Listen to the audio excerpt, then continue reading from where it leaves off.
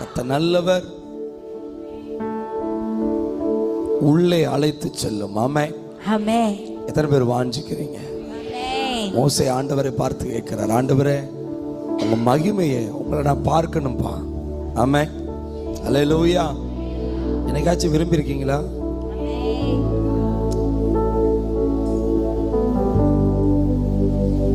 விரும்பணும்.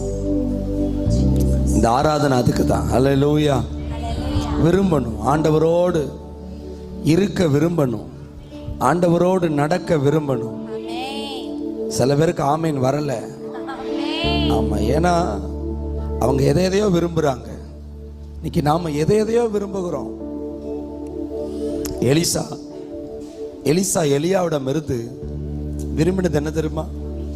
கிட்டத்தட்ட எலியாவுக்கு 3 பள்ளிக்கூடம், 3 பைபிள் காலேஜ் இருந்துச்சு. சரிங்களா? கிட்டத்தட்ட 150 தீர்க்கதரிசிகள். ஓகே. அப்ப எலியாவுக்கு அப்புறம் எலிசா தான். ஏன்னா எலிசா தான் எலியாவுக்கு தண்ணீர் வார்த்தவன். அப்படின்னா என்ன? உடன் ஊழியர்.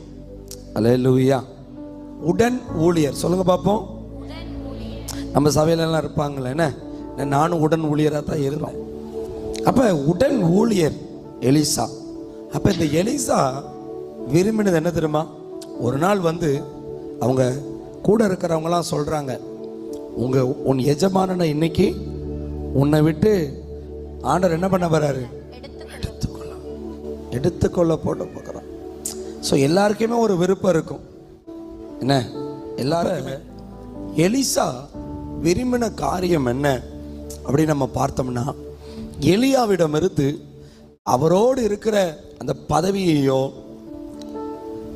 அந்த காலேஜையோ தீர்க்க தரிசனோட அவருக்கு கீழே எல்லாரும் எனக்கு அடங்கணும் அப்படிங்கிற ஒரு வார்த்தையை எலியா என்ன பண்ணிடணும்?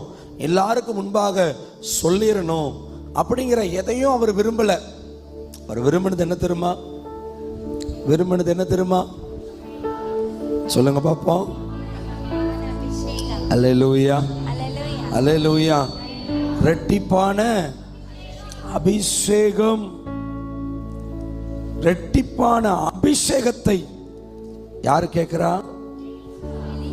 அல்லேலூயா.